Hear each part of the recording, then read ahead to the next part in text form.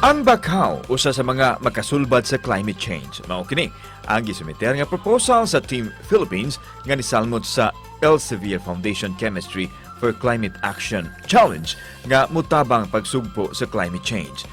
Usa ka dakong karbo sa Pilipinas nga nakasulod sila sa top 5 apan bisan pa man nga wa mapaila ang ilang proposal nang hinaot sila nga adunay mosuporta niini gumikan sa mahimo nining kontribusyon sa kalikupan. Nalakip sa ilang proposal ang pagkuha og special molecules nga mao'y gamiton og puli sa mga toxic molecules nga naa sa pipila ka mga butang. Og kung unsa kini ug unsay proseso nini atong sayran pinaagi sa atong pagpakikinabi kang Dr. Elaine Mision dinilang sa GMA Regional TV Live. Atong ilailahon rong buntaga usa sa 5 ka mga finalists sa Chemistry for Climate Action Challenge ang Pinoy nga chemical engineer Dr. Elaine Mision.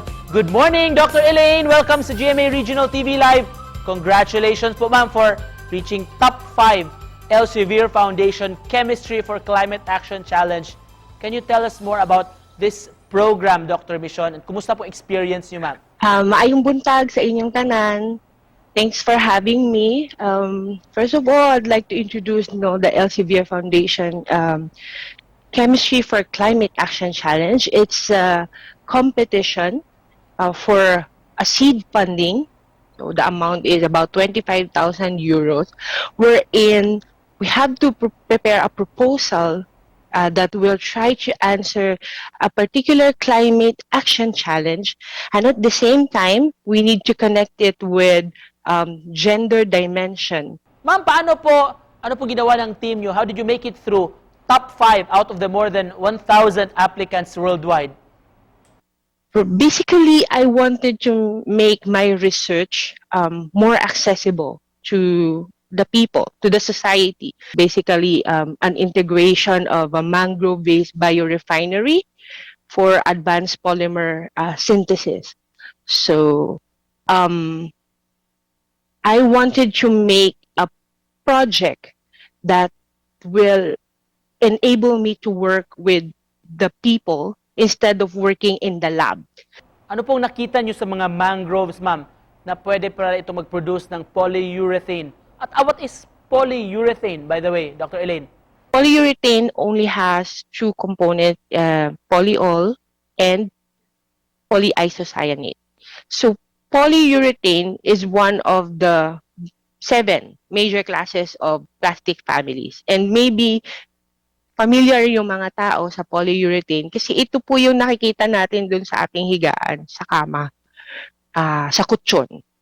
So that's polyurethane. So what we're trying to do sa research end of the technology sa production ng polyurethane is to use molecules that comes from biomass, or yun nga, mula sa mga halaman, sa mga puno, and then these materials are actually biodegradable. May we know po, Dr. Elaine, ba't nyo po napili ang Olango Island, ma'am, sa Lapu-Lapu City dito sa Cebu para magsagawa kayo ng research? At ano pong naka-unique sa lugar na ito?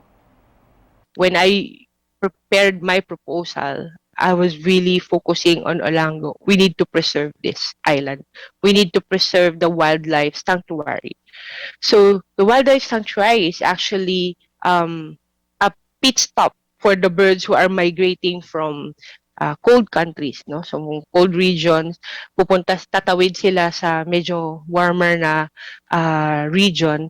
So without the mangroves in that area, no, we will not be able to provide the food for the migratory birds. So it's very important to preserve that area. Finally po, Dr. Elaine, mensahe niyo po, ma'am, sa ating mga viewers sa Central at Eastern Visayas. Pangalagaan natin yung ating environment.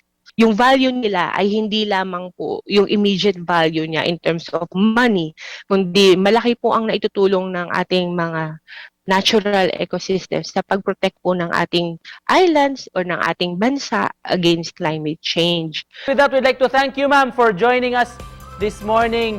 Thank you for your time and your inputs po at congratulations sa inyong achievement. Mga kapuso, Filipino chemical engineer si Dr. Elaine Michon.